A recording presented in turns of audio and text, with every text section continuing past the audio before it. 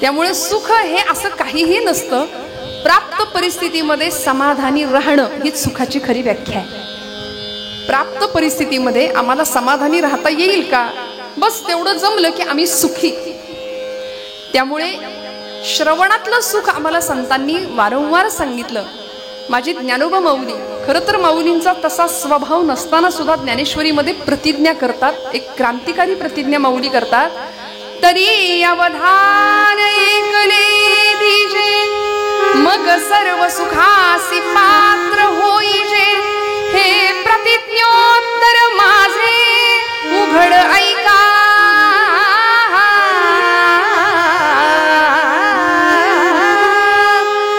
हे प्रतिज्ञोत्तर माझे उघड ऐका. माऊलींनी प्रतिज्ञाच केली. हा खरं तर तुकोबांचा स्वभाव आहे, ज्ञानोबांचा हा स्वभाव नाही. पण आपल्या स्वभावाच्या विरोधात जाऊन ज्ञानोबा एक क्रांतिकारक प्रतिज्ञा करतात. तरी अवधान ऐकले दिजे. अवधान म्हणजे काय, एक चित्त, चित्ताचं एकाग्र असणं, मनाचं एकाग्रता असणं, ही सकल संतांची कायम असलेली धारणा आहे. आमच्या चित्ताच्या एकाग्रतेविषयी 12व्या अध्यायामध्ये भगवंतांनी अखंड सांगितलंय. अथ चित्तम समाधातुं न शक्नोषि मयि स्थिरम अभ्यास योगेन ततो मामिच्छाप्तुं धनंजयः. मला प्राप्त करण्याची जर इच्छा आहे धनंजया, हे पार्था, तू जर करत असशील तर तुला काय करावं लागेल, तुला अभ्यास योग साधावा लागेल. आणि दुसरी गोष्ट चित्ताची एकाग्र अवस्था. अथ चित्तम समाधातुं न शक्नोषि मयि स्थिरम. त्यामुळे मनाची एकाग्रता, चित्ताची एकाग्र असणं आध्यात्मिक दृष्टीने किंवा पारमार्थिक क्षेत्रामध्ये अत्यंत अशी महत्वाची गोष्ट म्हणून माऊलींनी पहिला शब्द वापरला. तरी अवधान ऐकले दिजे. लक्षपूर्वक श्रवण करावं. परिणाम काय होणार आहे, मग सर्व सुखासी पात्र होईजे.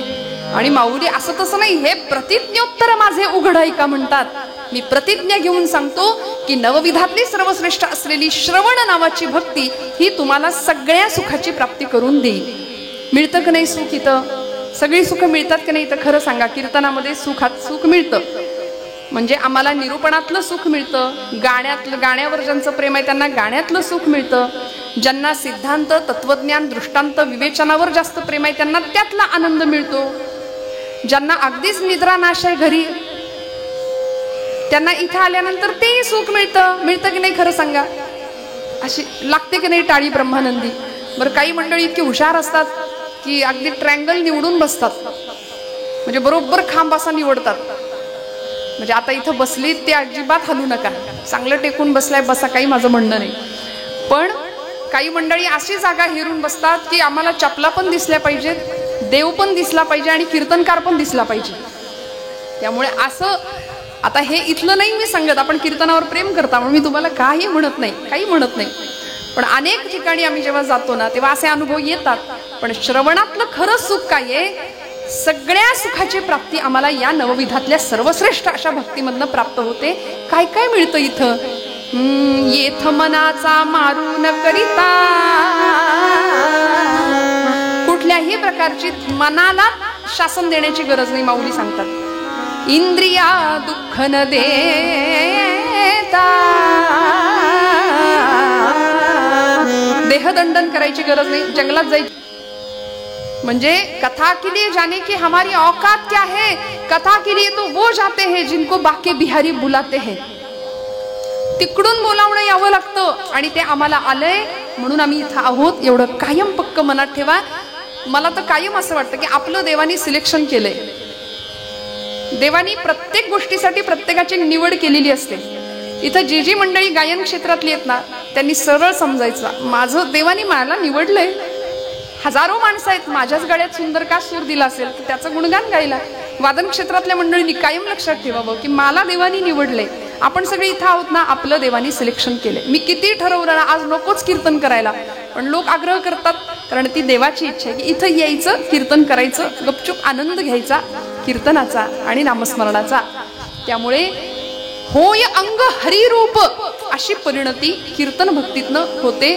कीर्तन चांग होय अंग हरिरूप. आम्ही आमचे राहत नाही. 2 तासाच्या कीर्तनामध्ये एक क्षण असा येतो की आम्ही आमचे राहत नाही. मग अशा अखिल कोट ब्रह्मांड नायकाच्या ठिकाणी ज्यावेळी आम्ही कृतज्ञता भावाने वंदन करतो तिथे शरण जातो. शरण कसं जायचं? अन्याश्रयाणाम त्यागः इति अनन्यता असं म्हटलंय नारद भक्ती सूत्रामध्ये. देवर्षी नारद म्हणतात कुठल्याही आश्रयाचा त्याग आणि एकच आश्रय भगवंत चरणाचा. त्या आश्रयाजवळ जावं, अनन्य भावाने तिथं लोटांगण घालावं आणि सगळी सुख दुःख तिथं बोलावीत, तिथं सांगावीत. प्रपंचिक माणसाला सुख दुःख सांगायला जायचं नाही. जाऊ देवाची या गावा, घेऊ तेथेची विसावा, तेथेची विसावा, घेऊ तेथेची विसावा. जाऊ देवाची या गावा, घेऊ तेथेची विसावा.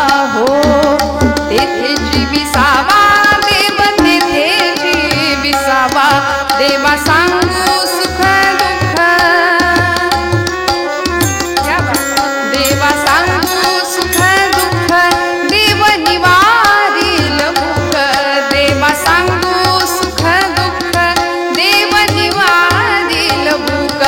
देव निवारील भूक, देव निवारील भूक.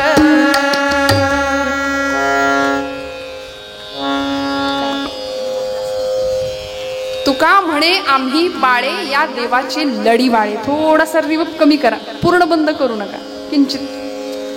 पंढरीनाथ भगवान की. महाराज म्हणाले जाऊ देवाची या गावा, घेऊ तेथेची विसावा. देवा सांगू सुख दुःख, देव निवारील भूक. देवाला सुख सांगायचं असेल तर त्यालाच सांगायचं, दुःख सांगायचं असेल तर त्यालाच सांगायचं. संसारी माणसाला सुख आणि दुःख सांगायच्या भानगडीत पडायचं, कारण संसारी माणसं अजून ट्रॅफिक वाढवतात. बघा ना, तुम्ही सरळ सांगा ना, जा ना, कसं काय चाललंय, बरं आहे का हो? समोरनं उत्तर येतं, बरंच म्हणायचं. माझं उत्तम चाललंय असं म्हणणारी माणसं खूप कमी आहेत. माझं सगळ्यात छान चाललंय, एकदम उत्तम आहे, आरामात आहे असं म्हणणारी माणसं कमी आहेत. चालायचंच, कसं तरी चाललंय, बरंच म्हणायचं, अशी निगेटिव्हिटी असणारी माणसं खूप आहेत आजूबाजूला आमच्या. आणि लोकांचा नकार आमची असलेली ऊर्जा खाऊन टाकतो. त्यामुळे नकारार्थी माणसाच्या सहवासात राहायचंच नाही. फार कायम साधू संत सत्पुरुष संतांचा संग, ग्रंथांचा संग आणि मग संतांच्या सहवासात आल्यानंतर जीवनाकडे बघण्याचा अत्यंत सुंदर असा दृष्टिकोन आम्हाला प्राप्त होतो, जो तुकोबराय आम्हाला या अभंगाच्या माध्यमातून देतायत.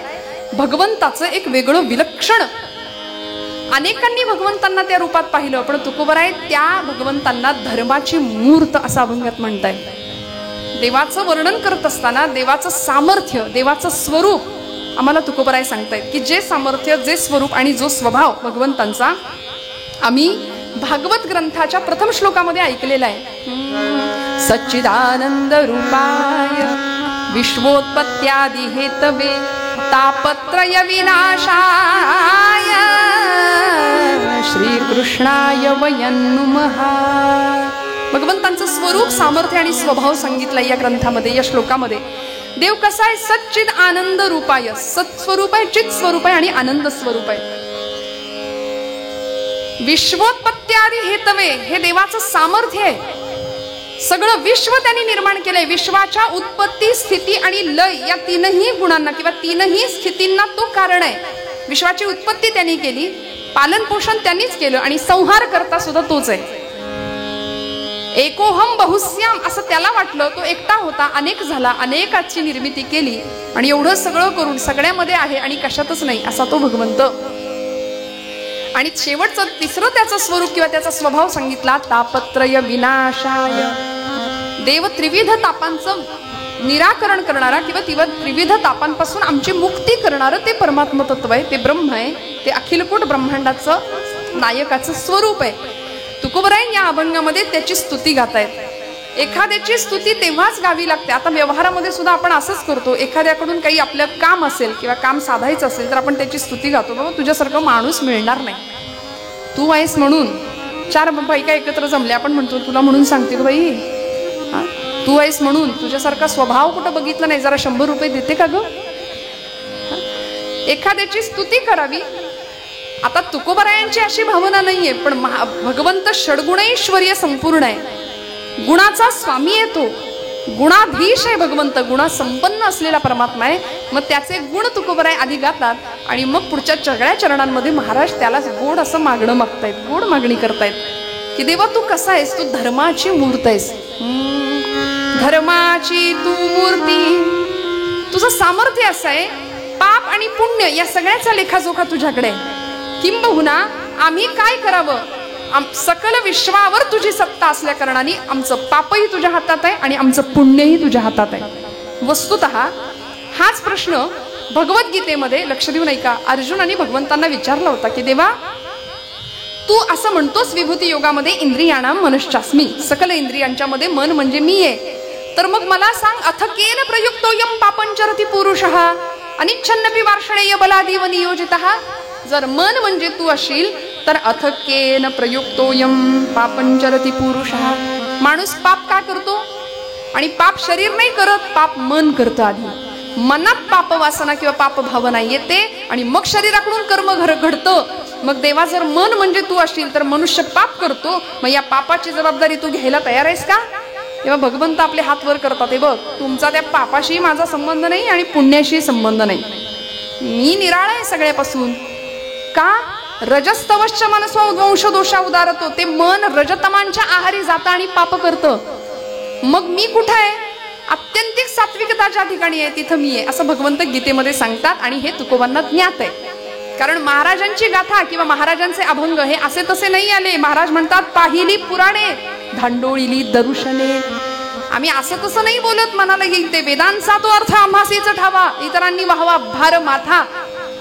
त्यामुळे अनेक प्रकारची पुराणं शास्त्र धुंडाळून आम्ही मग हा वेदांचा अर्क तुमच्यापर्यंत आणून ठेवलाय, की भगवंताचं असं स्वरूप, त्याची अशा स्वरूपामध्ये स्तुती केली की आता धर्म हा शब्द जिथं येतो ना तिथं पाप आणि पुण्य, विधी आणि निषेध, हे करावं आणि हे करू नये, हे आपोआप येतं. त्याच्यामध्ये अनस्यूतच आहे.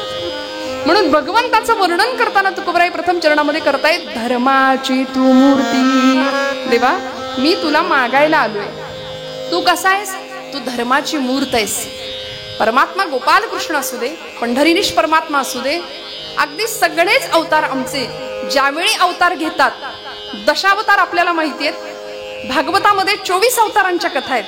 हे सगळे भगवंतांचे अवतार कशासाठी अवतार घेतात? त्या अवतारामागचं एकच रहस्य भगवद्गीतेमध्ये भगवंतांनी सांगितलंय, परित्राणाय साधूनां विनाशाय च दुष्कृतां धर्म संस्थापनार्थाय संभवामि युगे युगे. पुन्हा पुन्हा संभव, पुन्हा पुन्हा गर्भवास, पुन्हा पुन्हा युगायुगांमधून मी अवतार का घेतो? तर याचं एकच कारण आहे, धर्मरक्षावया अवतार घेसी आपुल्या पाडिसी भक्तजना अंबऋषीसाठी जन्म सोशी येले दुष्ट निर्दाळिले किती एक. मी पुन्हा पुन्हा अवतार, पुन्हा पुन्हा जन्म का घेतले? तर धर्माचं रक्षण करण्याकरता. साक्षात धर्मच भगवंतांच्या रूपाने प्रत्येक वेळी अवतीर्ण झाला.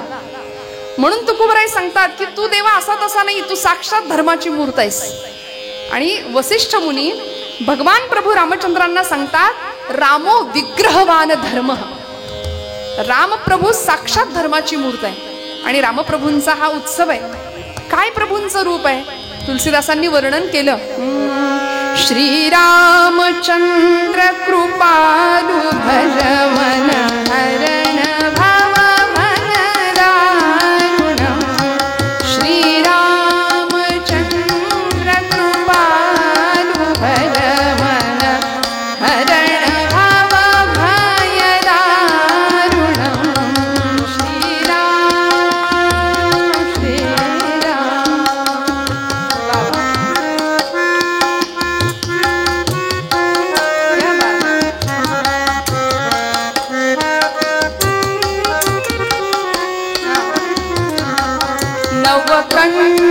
कंजलोचन कंज मुख पद कंज कर कंजारुण. नव कंज लोचन कंज मुख पद कंज कर कंजारुण. श्रीरामचंद्र कृपालु भज मन हरण भाव भय दारुण. श्रीराम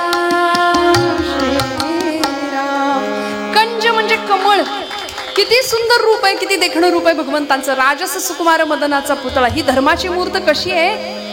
नवकंज लोचन, कंज मुख, पद कंज कर कंजारून, कमळासारखे नेत्र, कमळासारखे सुकोमल पाय, कमळासारखे हात भगवंतांचे. कृष्णावतारामध्ये सुद्धा तो तसाच होता, नीलवर्ण मेघश्याम होता. समर्थ म्हणायचे घनश्याम हा राम लावण्य रूपी, महावीर गंभीर पूर्ण प्रतापी, करी संकटी सेवकाचा पुढावा, प्रभाते मनी राम चिंतित जावा. भगवंतांचं रूप सांगितलं. घनश्याम हा राम लावण्य रूपी. तुकोबराय सांगतात तू धर्माची मूर्त आहेस. आणि आता धर्म म्हटलं की पाप आणि पुण्य तुझ्या हातात आहे असं म्हणायला हरकत नाही देवा. तू धर्माची मूर्त आहेस. 500 वर्ष प्रभू रामचंद्र साक्षात धर्म सिंहासनावर बसायला वेळ लागला. या भारताच्या इतिहासामध्ये बाबरी मशिदीचा इतिहास आपण जाणतो. इतक्या दिवसांनी, इतक्या वर्षांनी प्रभूंना सिंहासनावर बसवलं. 2024 साली साक्षात धर्म सिंहासनावर बसला. त्या प्रभू रामचंद्रांना 14 वर्षाचा तरी वनवास, पण इथं 500 वर्ष प्रभूंना लागली हो गादीवर बसायला. बरं, प्रभू गादीवर बसले, पण समाजामध्ये नको ती मंडळी पुन्हा एकजूट व्हायला सुरुवात झाली नाही का? म्हणून आम्ही भगव भगव भगव करता करता जातीपातीमध्ये इतके विभागले गेलो, किंबहुना संतांना सुद्धा जातीत वाटलं. ज्ञानोबराय अमुक एका जातीचे, तुकोबराय अमुक एका जातीचे, सौतामाळी अमुक एका जातीचे, गोरोबा काका अमुक एका जातीचे, कान्होपात्र अमुक एका. सगळ्या संतांना जातीत वाटलं आणि आम्ही मातीत जायची वेळ आली की आता नाही का? सगळ्यांना जातीत वाटायला लागलो आम्ही. कधी कधी छत्रपती शिवप्रभूंची शिवजयंती झाली, आता मध्ये तिथीनी झाली, तारखेनी झाली, मोठ्या प्रमाणात सोहळे साजरे झाले.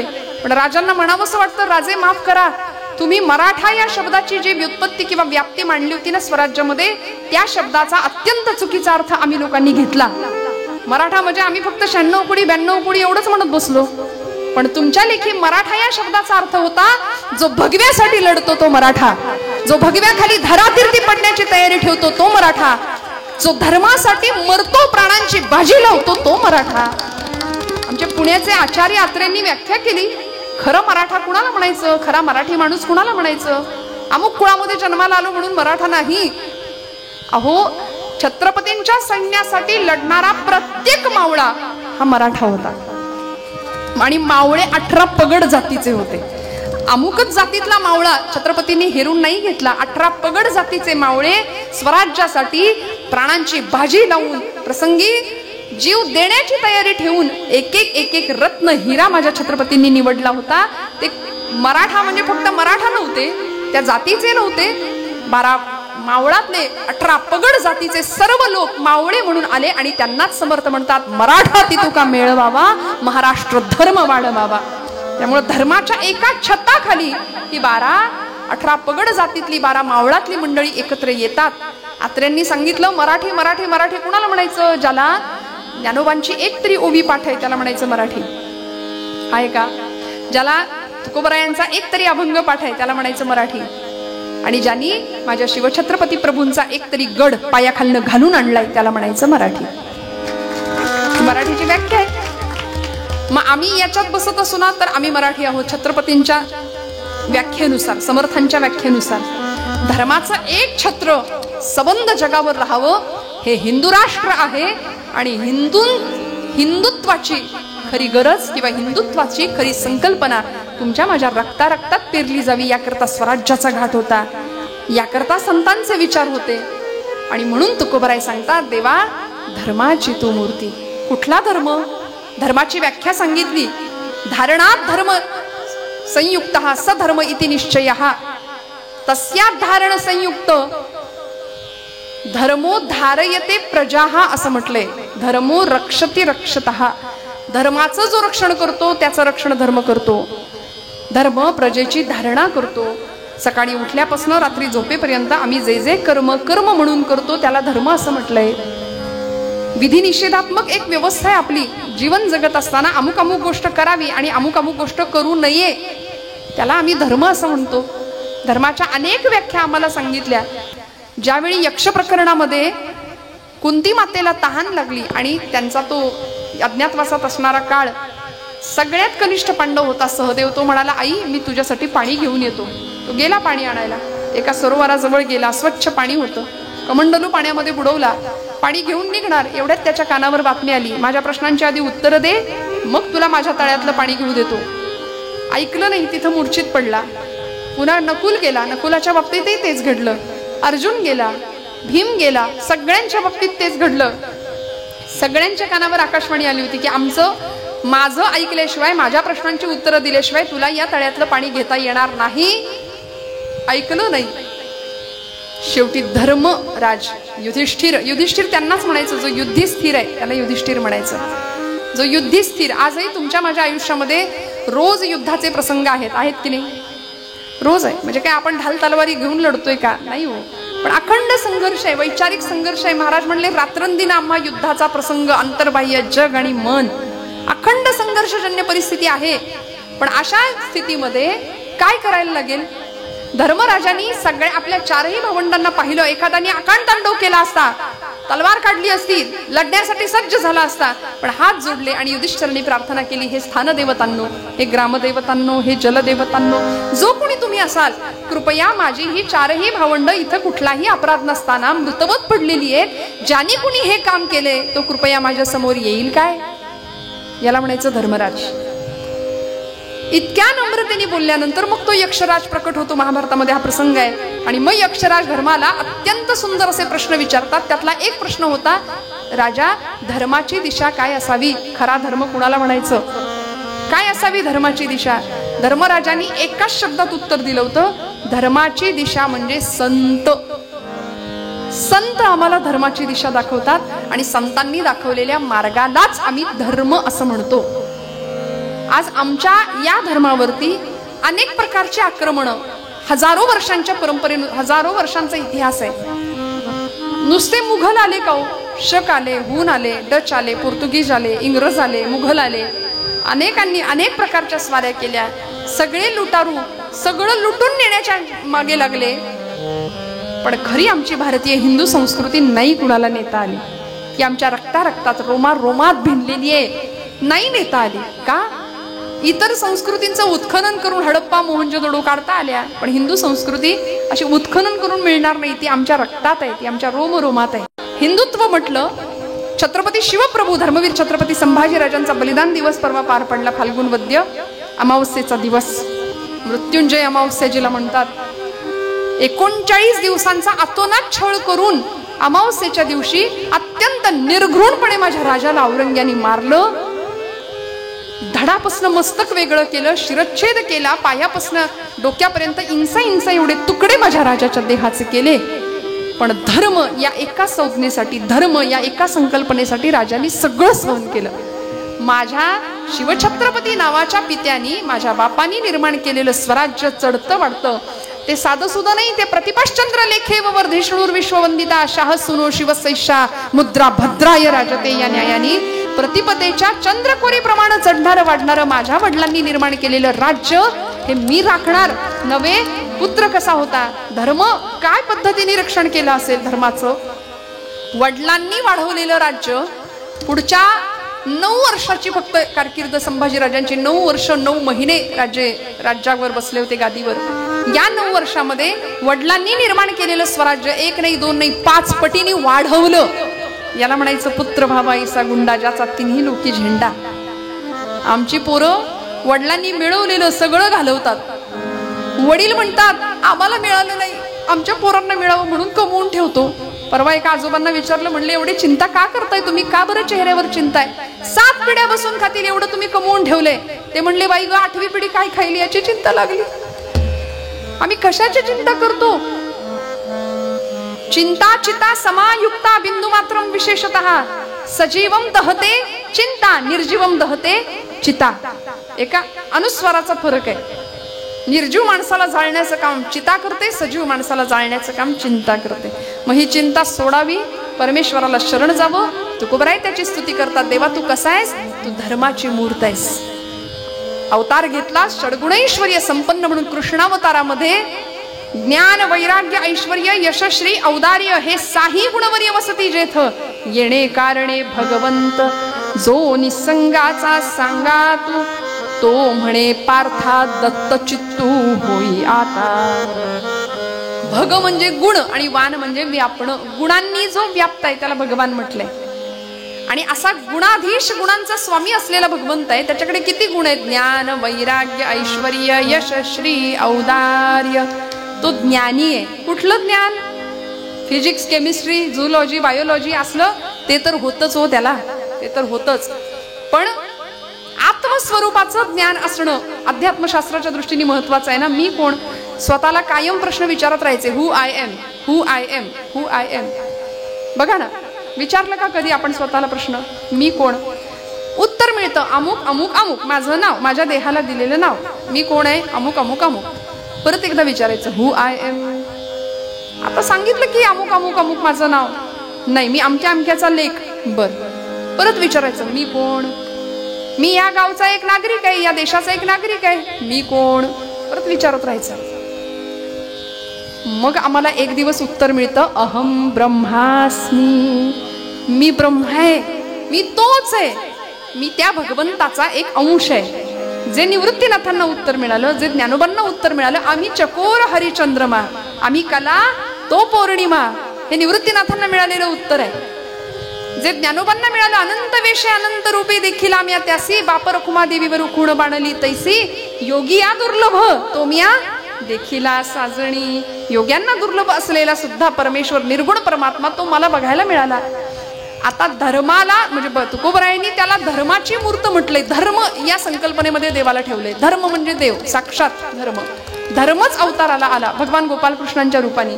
म्हणून तर कृष्णम वंदे जगद्गुरु म्हणून रथाचं सारथ्य करत असताना धर्माचं संरक्षण करण्याकरता धर्मच स्वतःच उभा राहिला. दुर्योधनाला लाख समजावून सांगितलं होतं, बाबा रे सोड असत्याची बाजू. शिष्टाई करता गेले होते की नाही? तिथं कुठे गेले होते? आपण जागेत ना सगळे. शिष्टाई करता भगवान गोपालकृष्ण गेले दुर्योधनाच्या त्या कौरवांच्या सभेमध्ये. समजावून सांगितलं, दुर्योधना पांडवांना काही नको रे बाबा, 5 गावं मावतील एवढी जमीन दे आणि रिकामा हो ना, कशाला काळजी करतोस, नको ते युद्ध. दुर्योधन म्हणतो 5 गावच काय, सुईच्या टोकावर मावेल एवढी जमीन सुद्धा पांडवांना मिळू देणार नाही. काय करायचं ते कर म्हणले कृष्णा. तुला मी धर्माच्या 4 गोष्टी सांगतोय, ऐक. दुर्योधन म्हणतो जानामि धर्मम नच मे प्रवृत्ती. मी धर्म जाणतो पण मी धर्माने वागू इच्छित नाही. माझी ती प्रवृत्तीच नाही. मी धर्म जाणत नाही असं नाही, मी धर्म जाणतो. जानामि अधर्मम नच मे निवृत्ती. मी अधर्म जाणतो पण मी अधर्म सोडणार नाही, तिकडून निवृत्ती घेणारच नाही. त्यामुळे धर्म अधर्म खरा समजावून सांगण्याकरता भगवंतालाच धर्म रूपाने अवतीर्ण व्हावं लागलं. आणि मग धर्म पालन करणाऱ्यांच्या मागे स्वतः हा धर्म उभा राहिला. धर्माचं रक्षण करणाऱ्यांच्या मागे स्वतःच धर्म रक्षण करता उभा राहिला. कशा पद्धतीने रक्षण केलं, किती पद्धतीने रक्षण केलं हे मी सांगायला नको. कृष्णचरित्र रामचरित्र आपण जाणता. रावणाचा विध्वंस केला, रावण वध केला, खऱ्या अर्थी धर्मरक्षण केलं भगवंतांनी. कंसाच्या छातीवर मुष्टी प्रहार त्रैलोक्याचा भार होऊन भगवंत आले, कंस संपला. धर्माचं रक्षण केलं भगवंतांनी. अनेक भक्तांचा संहार केला, पालन केलं, पोषण केलं. अनेक अवतारामध्ये प्रल्हादासारख्या लहान बाळासाठी भगवंत त्या दैत्याच्या सगळ्या अटी मंजूर करून ना मानव ना दानव, ना घरात ना बाहेर, ना दिवसा ना रात्री म्हणून नरसिंह रूपाने जन्माला आले, अवतार घेतला. काय करावं या धर्माच्या मूर्तीने? साक्षात धर्मच पुन्हा पुन्हा पुन्हा पुन्हा भगवत अवतार म्हणून जन्म घेत होता, मूर्त स्वरूपामध्ये येत होता. म्हणून तुकोबरायांनी त्याचं गुणगान गायलं, त्याची स्तुती केली. धर्माची तू मूर्ती पाप पुण्य तुझे हाती. आणि आता देवा तू असा आहेस ना, तू एवढा मोठा आहेस ना, तुझी सत्ता, तुझं सर्व व्यापकत्व, तुझं सामर्थ्य मी तुला सांगतोय, त्याची प्रार्थना केली बरं का. आता ज्याला मागायचंय तो केवढा मोठा आहे. महाराज त्याचं वर्णन करतात, तुका म्हणे व्यापक नभा होई अणुचाही गाभा. एवढा व्यापक आहे भगवंत, किती त्याचं व्यापकत्व सांगावं. विश्वरूप दर्शन योगामध्ये भगवान गोपालकृष्ण अर्जुनाला दर्शन देतात.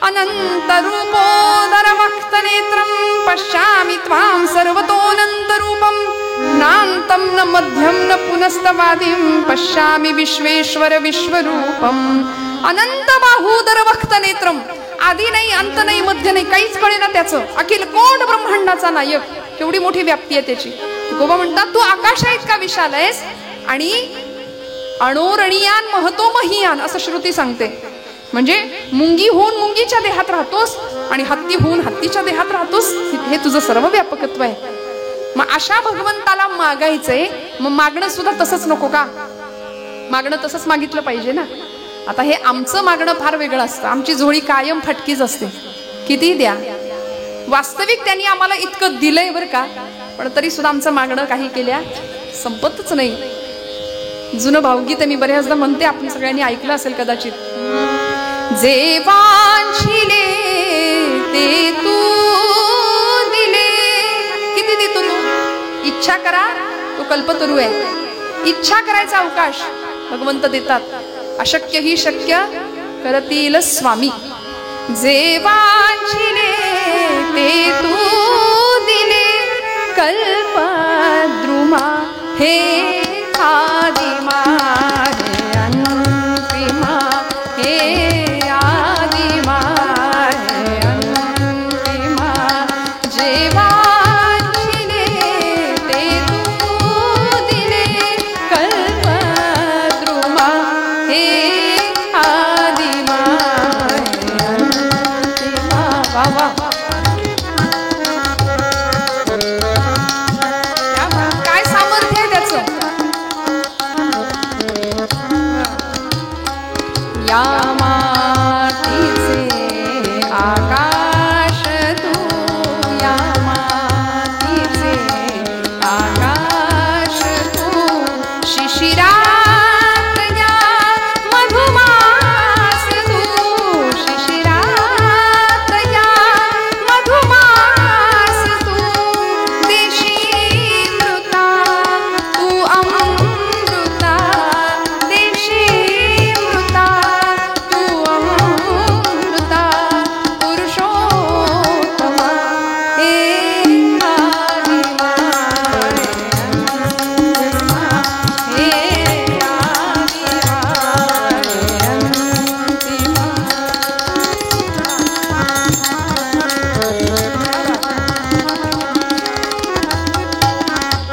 अंतिमा देणे तुझे तुझे शिरी देणे तुझे तुझे शिरी झालो ऋणी जन्मांतरी झालो ऋणी जन्मांतरी अपकार मी अपराध मी अपकार मी अपराध मी परी तू क्षमा हे आदिमा हे अंतिमा हे आदिमा हे अंतिमा हे आदिमा हे अंतिमा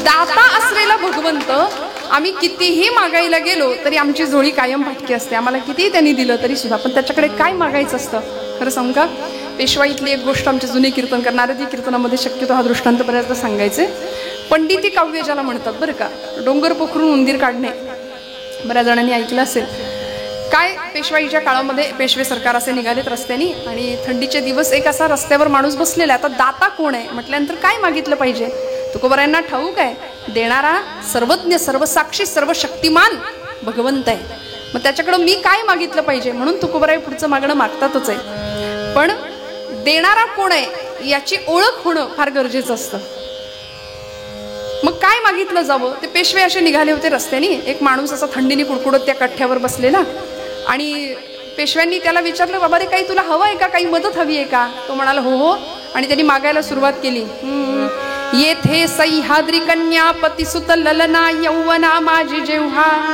रामस्त्री नाम काना त्यजुनी उरत जे पीडिते फार आम्हा हस्ती हस्तैंद्र वृंदांतक मुख रिपुचे नाम पूर्वार्ध नाही याला स्मासुतेशा अरी अनुज सखी स्वल्पही येत नाही.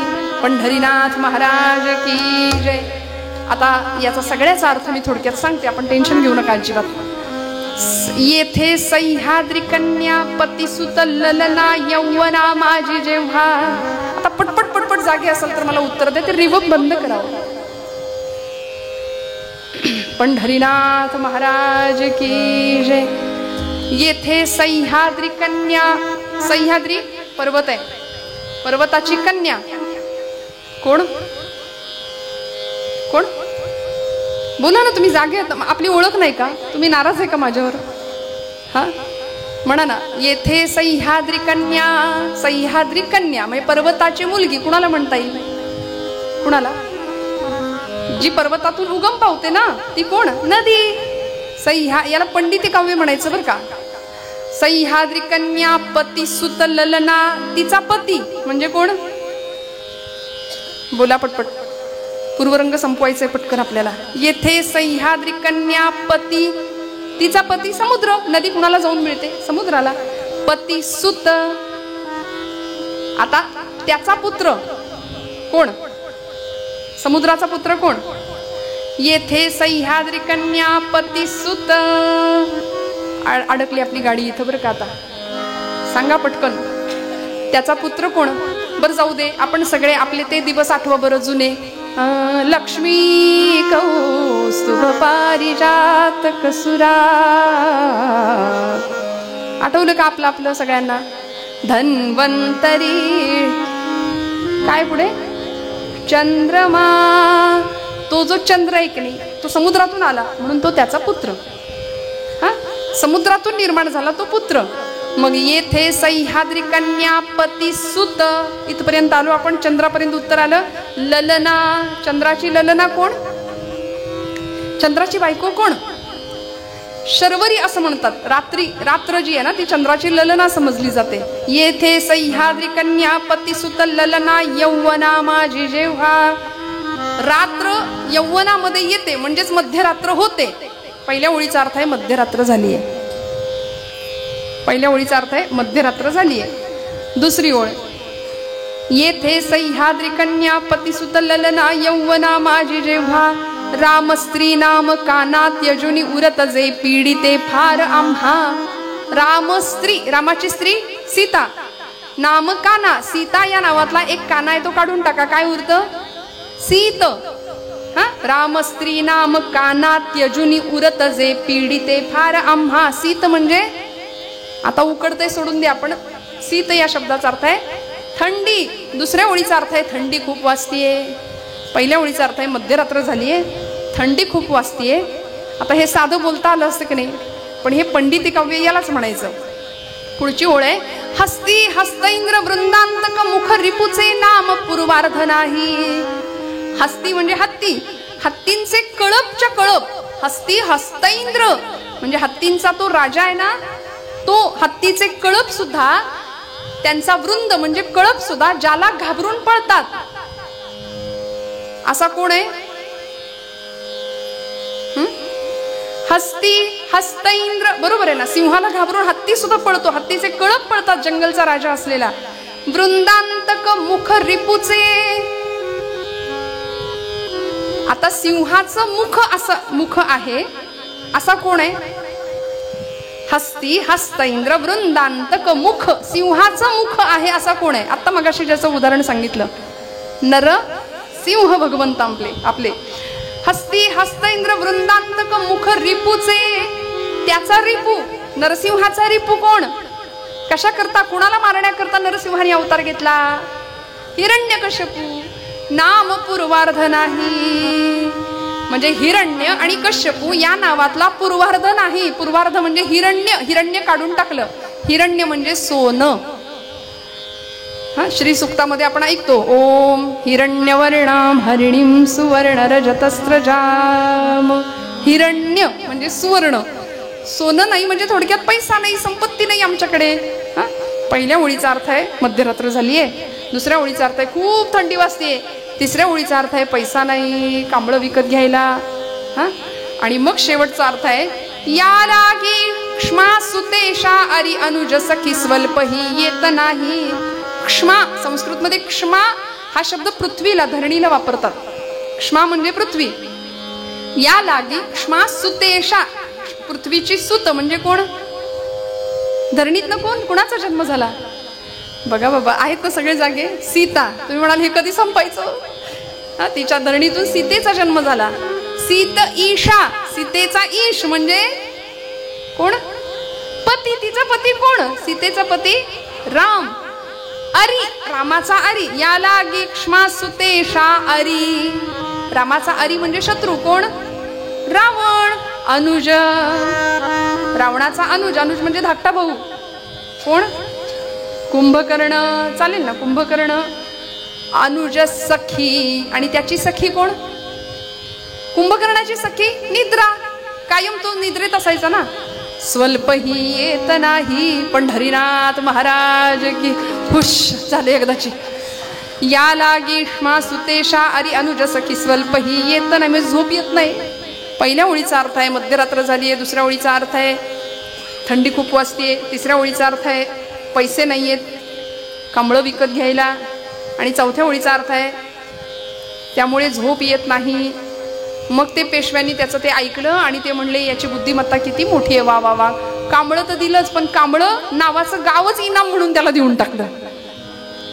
अहो, मागणारं कोण आहे, देणारं कोण आहे याची जाणीव ठेवावी आणि त्यानुसार मागणं मागावं. तुकोबरायांनी दाता किती सर्वश्रेष्ठ आहे, किती श्रेष्ठ आहे त्याच्याकडे पाहिलं आणि मग मागणं मागतात. धर्माची तू मूर्ती, पाप पुण्य तुझे हाती. आणि मग मागणं मागतात, देवा काय देशील? मज सोडवी दातारा, कर्मापासून दुस्तरा.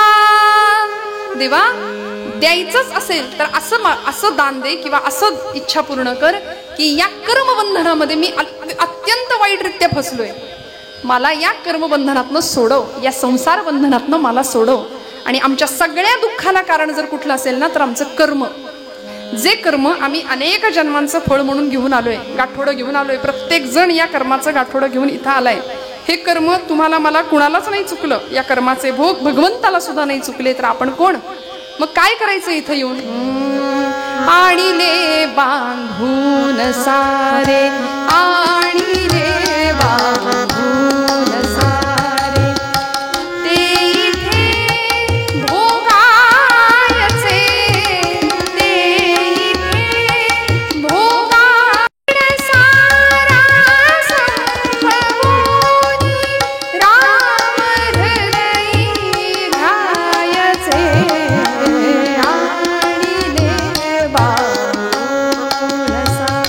बांधून घेऊन आलोय आपण प्रत्येक जण. इथं भोगायचंय. करायचं काय इथं आल्यानंतर? आशा तृष्णा मोह सारे, पाश हे तोडायचे. काय ते कर्तव्य माझे, भार हे राखायचे. राम रंगी रंगोनी, स्वानंद भुवनी जायचे. आणिले बांधून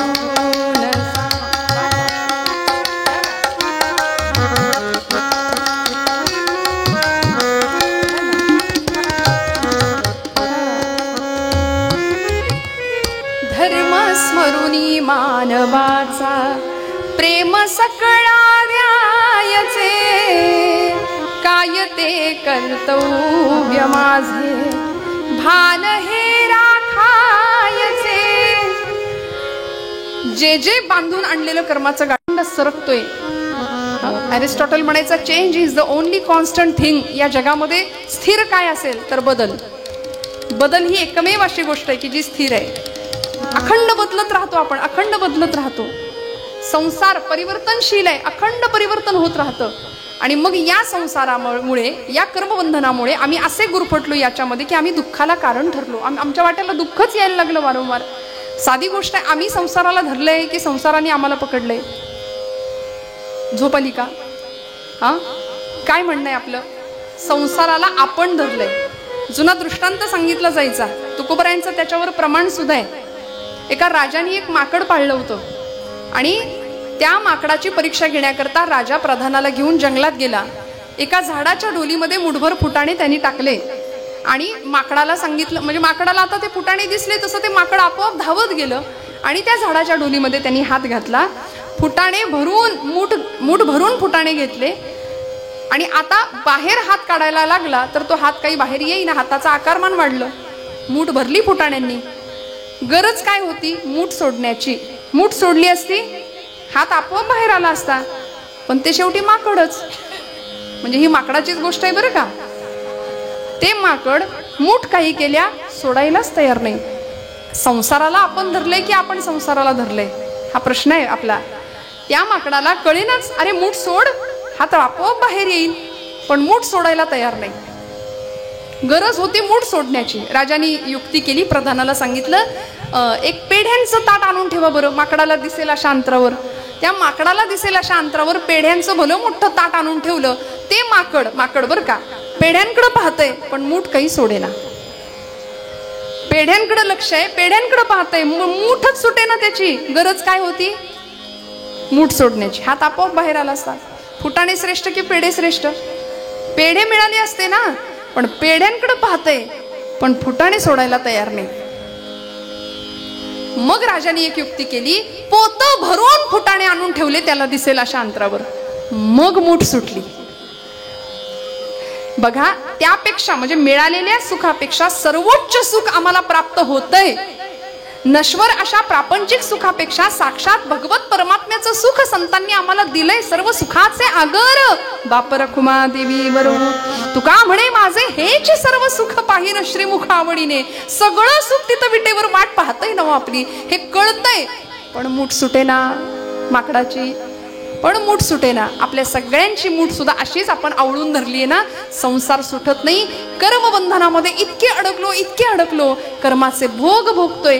पण हे कर्मभोग सुद्धा शिथिल करण्याचे काम परमात्मा करू शकतो. या कर्मबंधनातनं सुद्धा सुटका करण्याचं काम परमात्मा करू शकतो. म्हणून तुकोबराय सांगतात, दुस्तर असं कर्मबंधन माझ्या मार्गात आलंय, त्या कर्मबंधनातनं माझी मुक्तता कर परमेश्वरा. मज सोडवी दातारा कर्मापासून दुस्तरा. करिसी माझा अंगीकार. मला स्वीकार भगवंता, माझा अंगीकार कर. जसा गणिका असलेल्या कान्होपात्रेचा सुद्धा तू अंगीकार केलास. ध्रुव बाळाला, प्रल्हादाला, सुदाम्याला सगळ्यांना जवळ केलंस. एका कुब्जेला सुद्धा तू कृपा केलीस. अनेक भक्तांचा उद्धार केलास. तसा माझा सुद्धा अंगीकार कर. आणि मग तुकोबराय सांगतात, जीवीच्या जीवना तुका म्हणे नारायणा. पंढरीनाथ भगवान की. तू माझ्या जीवाचा सुद्धा जीव आहेस. जीवीच्या जीवना, माऊलींची सुद्धा विरहिणी आहे. जीवीची या जीवा प्रेम भावाची या भावा.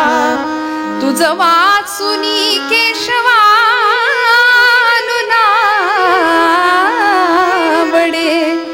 जीवीची या जीवा. जीवीची या जीवा प्रेम भावाची या भावा. जीवीची या जीवा.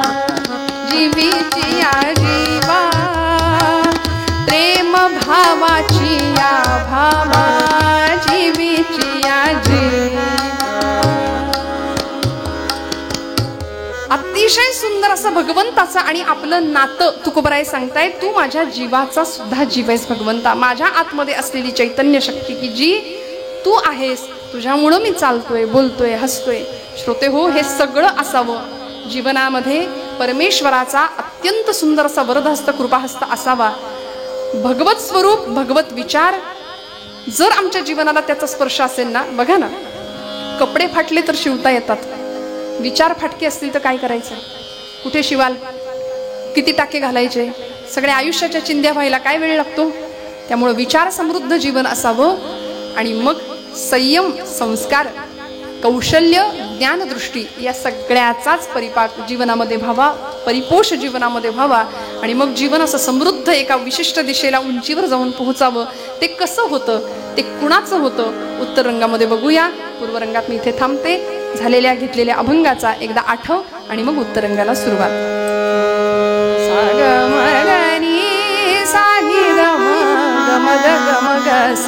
धर्माची तू मूर्ती, मूर्ती धर्माची तू मूर्ती, मूर्ती धर्माची तू मूर्ती.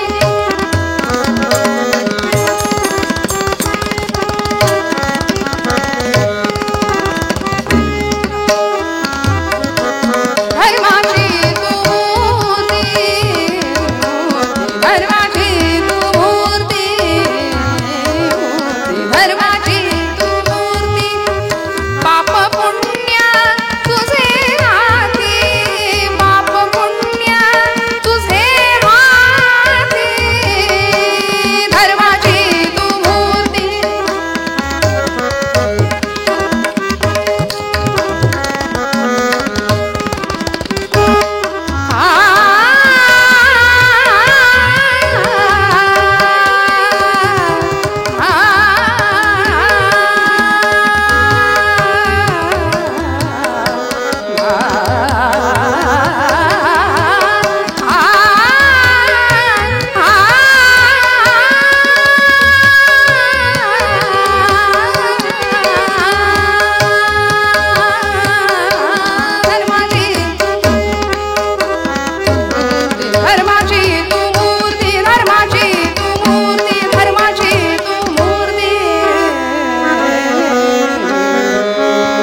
पंढरीनाथ भगवान की जय. जय रघुवीर समर्थ मंगलमूर्ती.